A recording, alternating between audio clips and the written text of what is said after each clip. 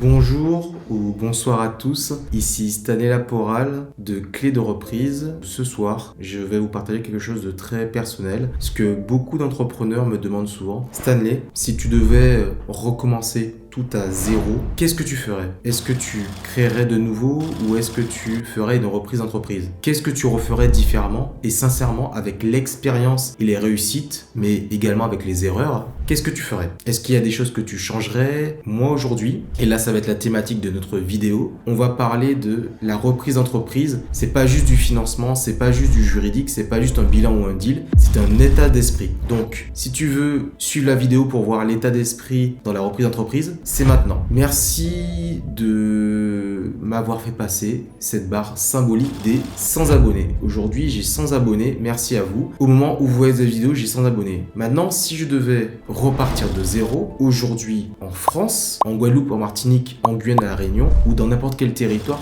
qu'est-ce que je ferais? Restez bien jusqu'à la fin, parce que ça fait partie des dernières leçons de la fin d'année. La fin d'année rime avec clôture de bilan, pour ceux qui ont des sociétés, ou ceux qui veulent créer des sociétés, soit début de création, ou on va dire commencement de réflexion pour l'année qui va arriver. En l'occurrence, nous on est en 2025, décembre 2025, et ce sera pour l'année 2026. Donc, abonnez-vous, likez, commentez, suivez, activez la cloche et laissez un commentaire avec cette phrase « Je repartirai plus fort ». Pourquoi finalement, à chaque fois, j'ai eu beaucoup de consulting avec des entrepreneurs. Ils me disent tous, je suis en réflexion entre créer une nouvelle activité ou reprendre une nouvelle activité. Je suis en réflexion. Maintenant, qu'est-ce que moi, je pourrais conseiller aux entrepreneurs, aux dirigeants, aux investisseurs qui n'ont jamais entendu parler du M&A, qui ne savent pas qu'ils peuvent reprendre une entreprise? Déjà, renseignez-vous, allez suivre les personnes comme moi qui font de la reprise d'entreprise et vous aurez accès à certaines stratégies. Vous aurez un déclic pour éviter des erreurs, pour sauver une entreprise, pour changer une carrière. Merci à vous maintenant. On va commencer, on va se donner des astuces, des idées pour si demain en fait je devais repartir de zéro ou si demain vous devez repartir de zéro, quelles seraient du tout les leçons à tirer. La leçon numéro 1, j'aurais commencé par reprendre, pas par créer. Si je devais repartir de zéro, je ne créerais pas de business. Je commencerais par racheter une petite entreprise rentable. Alors vous me direz pourquoi? Parce que créer une entreprise demande du temps, de l'argent, du marketing, des salariés, des clients, des processus. Vous repartez de zéro, vous devez tout créer pour avoir une base solide et c'est avec le temps que vous allez pouvoir voir est-ce que c'est viable ou pas. Reprendre une entreprise, ça apporte tout ça. Dès le premier jour, dès le day one, ok?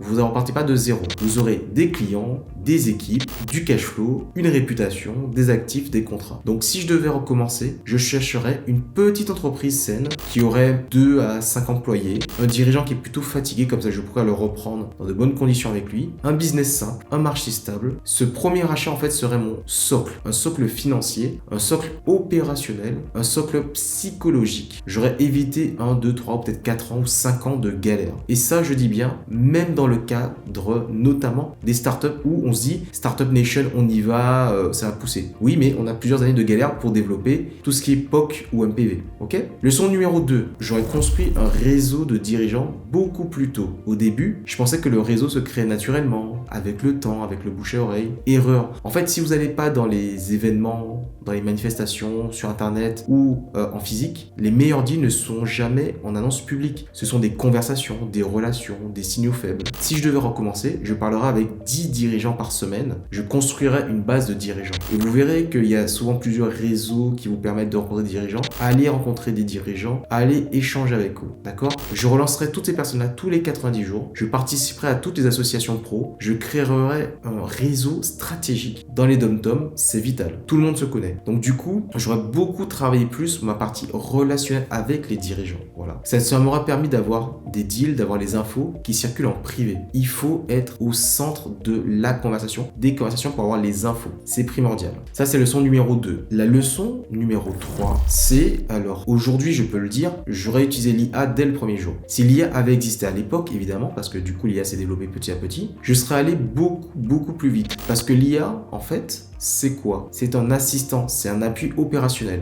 L'IA vous aide à trouver des entreprises off-market, analyser un bilan en 30 secondes, créer une stratégie de négociation, repérer les dirigeants fatigués, automatiser les relances, classer les deals, éviter les mauvais. Aujourd'hui, l'IA fait le travail de 4 personnes. Je précise bien une chose, warning, attention, l'IA ne remplace pas l'humain. L'IA va te permettre de gagner du temps, de faciliter, mais tu devras toujours faire des vérifications derrière, parce que l'IA peut se tromper. Et vous donne un avantage énorme. Si je devais repartir de zéro, mon premier employé, ce serait une IA, mais plutôt comme une assistante ou un assistant qui me permettrait de gagner du temps, tout en contrôlant derrière les informations que l'IA me génère. Donc, jamais utiliser l'IA sans contrôle. Leçon numéro 3. Leçon numéro 4. J'aurais supprimé plus le côté émotionnel dans mes deals, parce que quand on débute, c'est un peu comme quand on voit un bien immobilier, on veut trouver le meilleur bien immobilier, on tombe amoureux des deals, on tombe amoureux du bien immobilier. On veut absolument acheter et racheter. On se projette trop vite, on se raconte une histoire. Et c'est comme ça qu'on fait les pires erreurs, quand il y a le côté émotionnel. Aujourd'hui, je sais que je garderai une distance, je prendrai du recul afin de me dire que les bons deals sont rationnels, pas émotionnel. J'aurais aimé me poser ces 3 questions plus tôt. Est-ce que cette entreprise me rapproche de mon objectif? Donc, ce qui veut dire qu'il fallait déjà auparavant bien éclaircir et définir son objectif. Donc, est-ce que cette entreprise me rapproche de mon objectif? Est-ce que l'intégration sera simple? Est-ce qu'il n'y a pas trop de personnes qui sont dedans, que l'intégration sera difficile? Est-ce que l'intégration sera simple? Est-ce que le deal peut s'autofinancer? Voilà. Si la réponse n'est pas oui 3 fois, mais c'est non, il faut tout de suite arrêter. Donc, c'est des questions avec le retour d'expérience. Qu'est-ce qu'on veut, qu'est-ce qu'on veut pas, et trier comment avoir des retours efficaces dans son cahier des charges. Leçon numéro 5. J'aurais structuré mes deals autrement. Quand on débute, on pense qu'il faut payer cash. Non. Aujourd'hui, je sais que 80% des deals peuvent se financer par tout ou partie, évidemment, du crédit vendeur, du earn-out, de la reprise de dette, de l'autofinancement ou un club deal. Moi, quand j'avais fait à l'époque, notamment à travers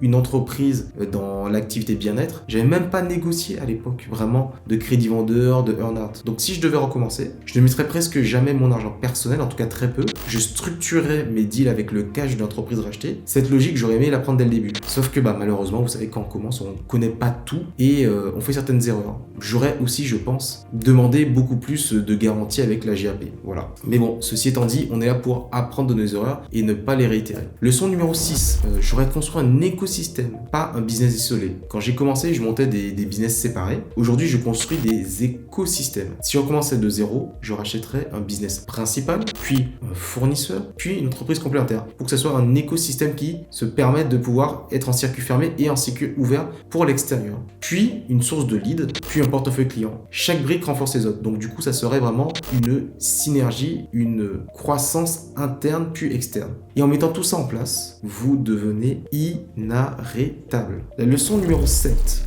J'aurais cherché la simplicité, pas la perfection. Le dernier point est le plus important. Quand on débute, on cherche le deal parfait. Mais la vérité, le deal parfait n'existe pas. Ce que j'aurais aimé comprendre plus tôt, c'est un deal simple vaut mieux qu'un deal parfait. Vous voyez, le petit deal qui est rentable, il est mieux fait et plus rapide qu'un deal qui est grand avec beaucoup de risques. Un deal maintenant vaut mieux qu'un deal un jour. Le M&A, c'est aussi la vitesse et le rythme, pas forcément la perfection. J'aurais fait un premier deal très simple où j'aurais compris le process de A à Z, puis un deuxième, puis un troisième, et le reste serait venu, je dirais, naturellement. Vous voyez? Donc, il faut se lancer. Il y en a beaucoup qui pensent qu'il faut faire forcément des très gros deals à 3, 4, 5, 10, 15 millions d'euros. Déjà, commencez par des petits deals à 100 000, 300 000, 500 000 qui respectent vos objectifs, et après, vous avancez naturellement. En conclusion, voilà ce que j'aurais fait différemment si je devais repartir de zéro. Si vous appliquez seulement 2 de ces leçons, vous allez gagner des années. Si vous en appliquez 5, vous allez